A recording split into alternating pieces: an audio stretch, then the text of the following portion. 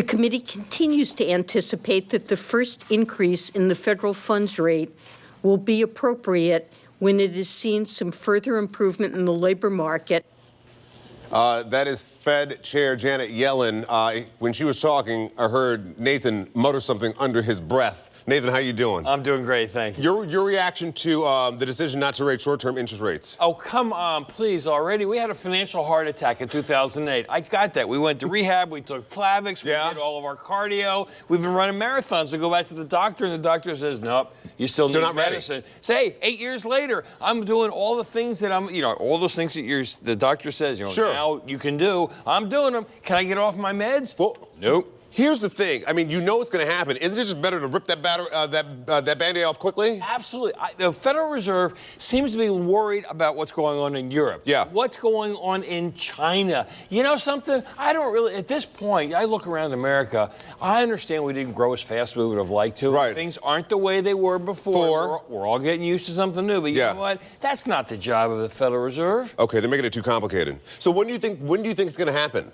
Well, now I think if it's not December, you might as well forget about it for a while, because now we're getting into an election season, and there's no way in the world the Federal Reserve is going to start raising interest rates and have candidates. That's a good way to make sure that you don't get reappointed, Janet Yellen. Boom. She wants to keep her job, too. All right, nice job. Okay, so let's get to our questions this morning. We got a letter from Citi that says we were going to close our credit cards because of inactivity. It has an APR of 25%.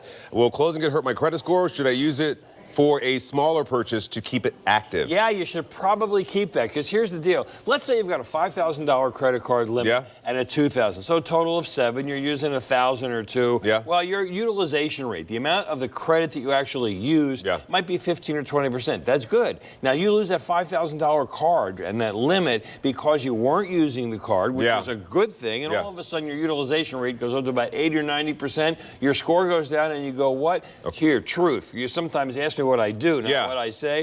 I got a credit card that goes back to 1978. Cost me $50 a year, but you know what? I got a history with that card. That's perfect since I get out of graduate school. And guess what? The credit card companies love that. Okay, so let's go to our next question. 5 years ago, I co-signed a loan for my daughter's fiance. What? You did? They've since broken up, but the bank won't release me as a co-signer until he's made on-time payments for 4 years. Is there anything I can do? Well, first off, what are we doing making a loan, signing on a loan to a fiance? Let's at least close the deal, all right, and have a marriage. Then we can get a judge involved in deciding property when we split up. No.